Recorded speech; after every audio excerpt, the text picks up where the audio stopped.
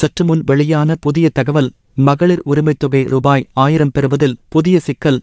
தமிழக முதல்வர் மு.க. ஸ்டாலின் கடந்த செப்டம்பர் 15ஆம் தேதி தமிழகத்தில் கலைஞர் உரிமைத்தொகை திட்டத்தை தொடங்கி வைத்தார்.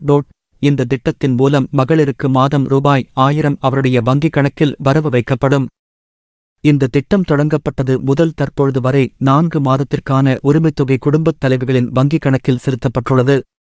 இந்த மகளிர் உரிமைத்தொகையை தமிழகம் முழுவதும் சுமார் 1,65,00,000க்கும் அதிகமானோர் பெற்று வருகின்றனர்.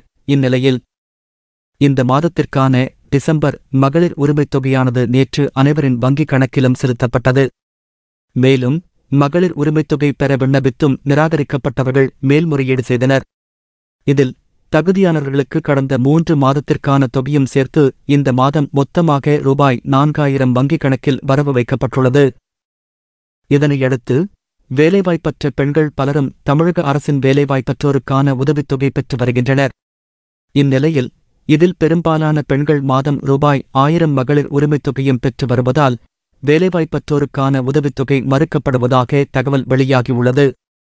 அதாவது மகளிர் உரிமைத்தொகை பெற்று வரும் சுமார் 57,000க்கும் அதிகமானோரின் பெயர்கள் வேலைவாய்ப்பற்ற உதவித்தொகை பெறும் பெயர் பட்டியலில் இருந்து நீக்கம் செய்யப்பட்டுள்ளதாக தகவல் வெளியாகியுள்ளது.